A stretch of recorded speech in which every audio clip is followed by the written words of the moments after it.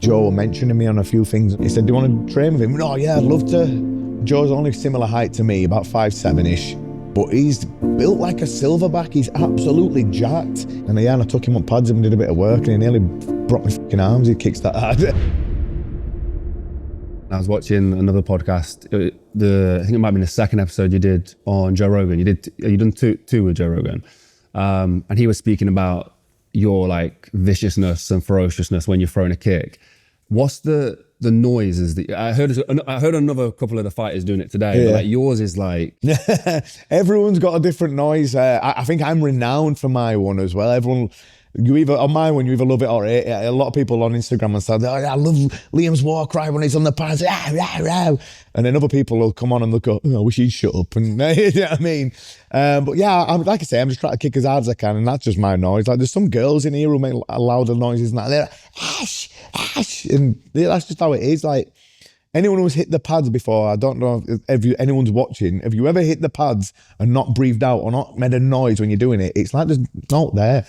I do it just to like full exertion, full power, and then just it helps with my breathing and stuff as well. I was going to say, it helps with my breathing. So is the breathing, is there anything else to it? Like the scream itself is that? It's just to generate as much power as I can. Yeah. Anyone who's kicked pads before, they'll know that you have to do it a little bit. Mine just might be a little bit more over the top than your average fighter.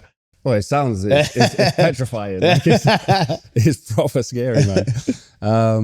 There was something I'd written down on the Joe Rogan podcast, because you trained with him.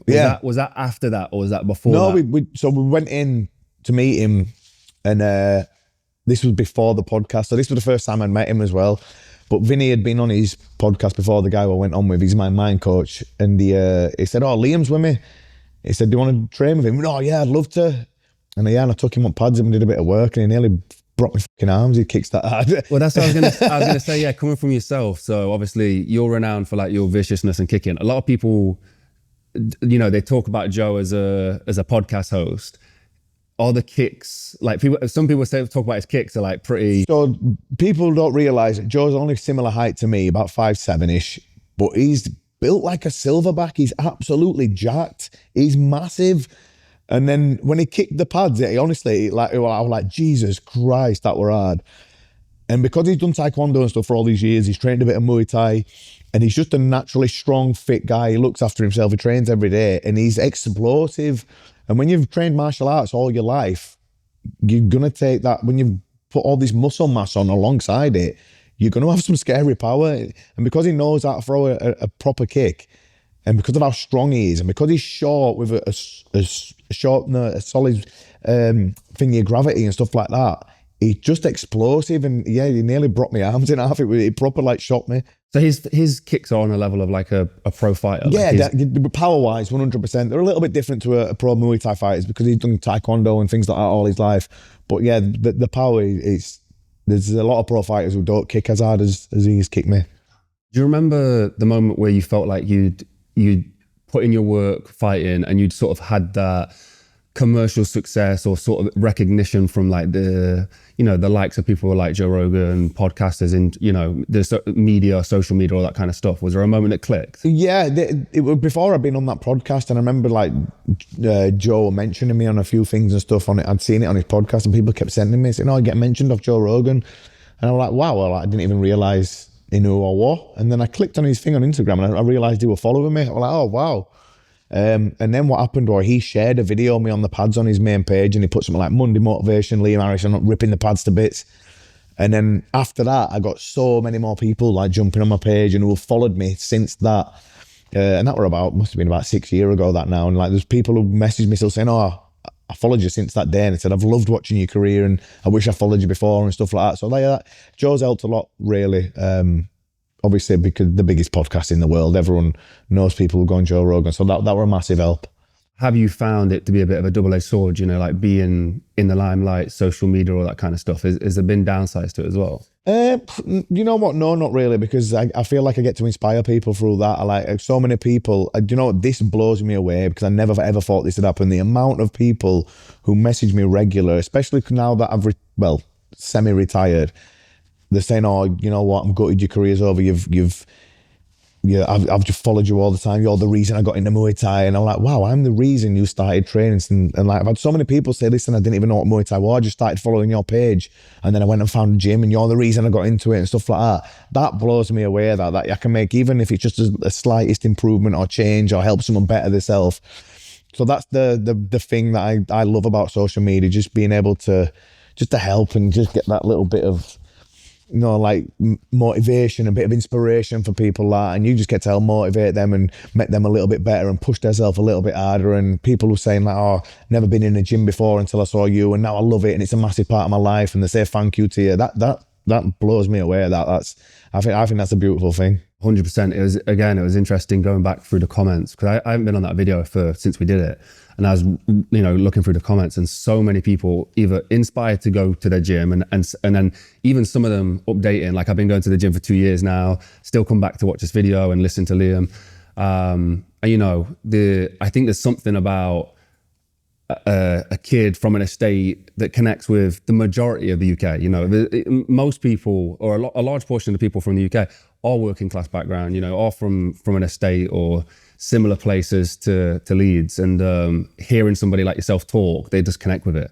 And I think it's amazing that there's somebody like you who's got a voice, who can share this, similar messages to these other people who are extremely successful, but it just connects with, people who feel maybe not as represented. So yeah, it's pretty amazing. Just cutting back to this was a note I wanted to ask you. We spoke about Bad Company Gym. Is it Jitty Gym in Thailand? What was that like? Is that a renowned gym as well? Is that just a gym that you happened to find? Or so at the time when I went to live there and I lived in that gym, that were a really, really high level gym. They had like a lot of elite level fighters there and elite level trainers. And over the years, Jitty's trained some of the best Thai champions in Thailand and stuff like that. Now he's a bit older now, Jitty, and he's moved back to the countryside and he's just like living on his farm with all his animals and stuff like that now. So I think he's a bit content about everything that he achieved as a coach. But yeah, back then it was a really, like I said, they had all these elite level fighters in there, and the ones who were beating me up daily. And I'm so grateful that I got to train around those guys at that time. And then there were elite level trainers coming in, and then he had one of the best ever fighters like from around the golden era, a Thai called Rajasak, in there as one of the coaches, and he was the worst, nastiest, meanest coach, but the best at the same time. And he actually made me cry one day. Like, yeah, honestly, a tear rolled down my face. I was training for a world title fight in Thailand. Richard will vouch for this, my coach, because he was over at the same time.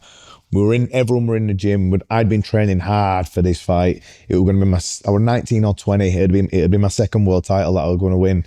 And I was fighting a fighter who was really strong in the clinch. So they just ripped my neck off, threw me all over day after day after day. And there was one day, training was 3 p.m. till 6 p.m, 3 hours. You then go shower, dinner would be 6:45, 7. There was one day where he'd kept me outside. I'd started training at 2:45. This was 7:30. He was still throwing me around and hitting me with the pads, just me and him, just kicking me all over it. And I just saw everyone over like eating the dinner out of the corner of my eye and stuff like that. And I'm thinking, I'm starving, I'm tired, I'm broken, I've got nothing left here. And it was just going, come on, power, power. And a tear like rolled down my face because I was on the verge of just like saying, fuck off, I got no left. But then I thought, do not quit, don't you dare quit, because he's going to think you're a little bitch. And like I said, I wanted their respect and I couldn't quit. And I kept going and training with this tear rolling down my face. And I think he saw it, and then he made me do a few more kicks and he went, okay, good training, you can go eat now. I remember walking off thinking, honestly, it made me train for nearly 5 hours straight. I literally was at the point, if I'd try to do that now, I'd last about an hour and I'd be dead. I was 19, 20-ish though. So I was fit, young and strong, but even then there's a point where you're going to get broken, and I was at breaking point. I've been getting tons of messages asking about my health protocols ever since I did the world's heaviest marathon. The experience took a toll, and getting back to optimal health has been an absolute journey. That's where Marek Health have been absolutely essential. Their approach is beyond quick fixes. It's about long-term health and performance. They work with medical professionals to create personalized, evidence-based plans tailored to your needs, using pharmaceutical-grade treatments and cutting-edge diagnosis. Whether it's TRT, peptides, supplements, or like me, getting full health analysis to get you back on track, Marek Health provides everything that you need. And it's not just for athletes. If you're an entrepreneur or businessman like me, you might want that renewed focus, clarity, and energy. That's where Marek Health can get your brain performing at its peak. From comprehensive blood work to customized health plans, Marek gives you the tools to optimize your life. If you're ready to take control of your health, go to marekhealth.com and use code Mulligan for 10% off. The link's down below. I can't recommend them enough. And if you just wanted to get started, I would go and get your blood work done. Go get assessed, find out where they can help you. Use the link down below for 10% off using code Mulligan.